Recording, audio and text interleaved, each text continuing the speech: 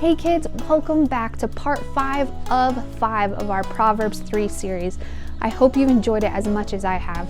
Man, we've made some really cool things. We've seen how a ruler gives us the straightest line possible. We've made a stamp out of a toilet paper roll.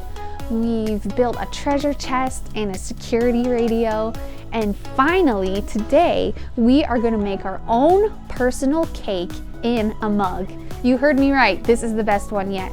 As always, this is an interactive video and I would love for you to make this cake with me.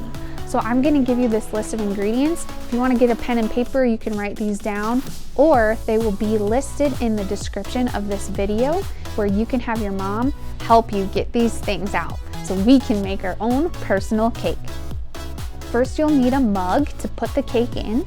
Second, you'll need 2 tablespoons butter, 1 teaspoon vanilla extract, a 1/4 cup of milk, 2 tablespoons granulated sugar, a 1/4 cup of all-purpose flour, a 1/4 teaspoon baking powder, and a pinch of salt. If you need to pause this video and go grab those things, then do that now and we'll get to baking when we return. Let's finish reading Proverbs 3 together and figure out how making a cake goes with Proverbs 3. So turn your Bible to Proverbs 3 if you want to read along with me. If you want to just listen, that's great too. We're picking back up in verse 27. Do not withhold good from those who deserve it when it's in your power to help them. If you can help your neighbor now, don't say, come back tomorrow and then I'll help you. Don't plot harm against your neighbor, for those who live nearby trust you. Don't pick a fight without reason when no one has done you harm. I like to think of these things as ingredients for wise living. Proverbs lists out a bunch of different things that we can do to live a wise life, and it also lists out things that we could do to live an unwise life, like harming our neighbor or picking a fight. So maybe we should separate those things into 2 sets of ingredients and see what we could come up with. All right, follow me to my kitchen. Hey kids, welcome to my kitchen. So what we're gonna do today is combine all the ingredients that Proverbs 3 talks about for wise living and ways that aren't so wise to live by. So before we make the good stuff, I've created ingredients based off of what Proverbs 3 tells us not to do. And let's see what happens when we combine those things and if it would be good to eat.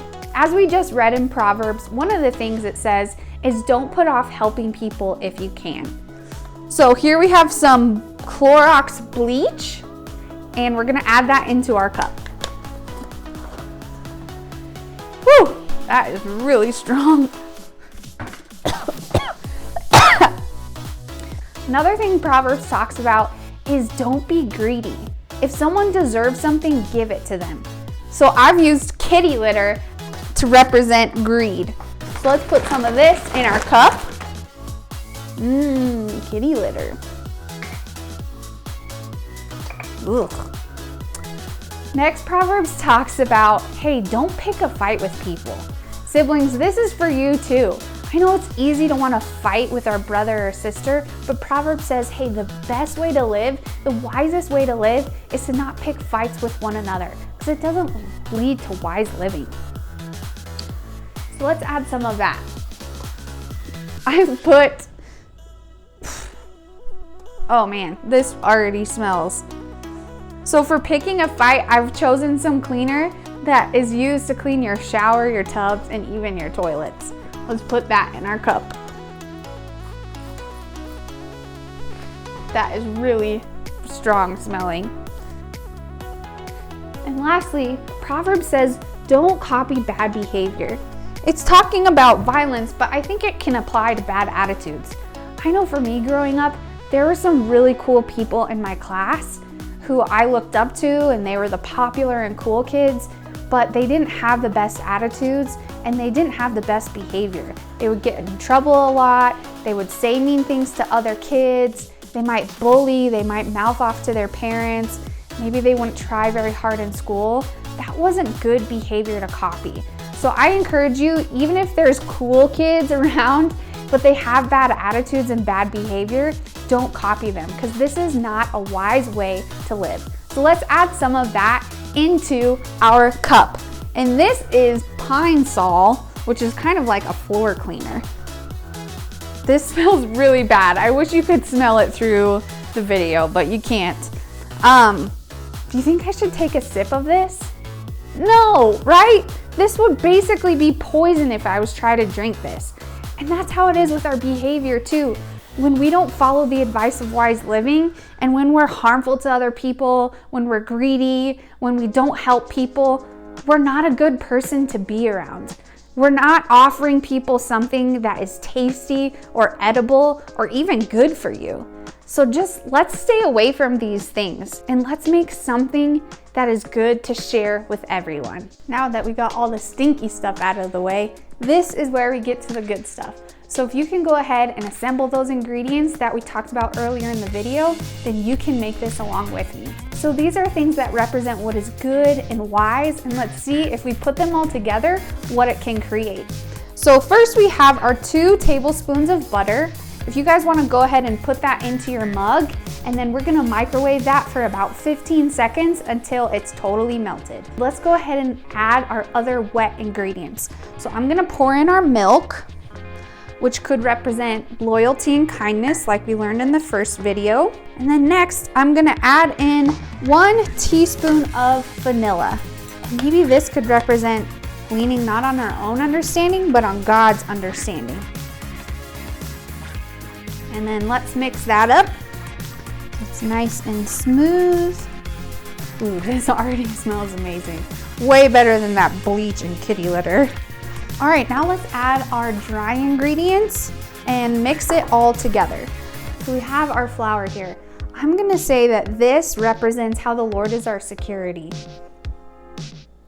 Here's the sugar. I'm gonna pretend that this represents how being generous is living wisely as well. Next is our baking soda and salt, and this represents how God's correction is a good thing and it's not a bad thing.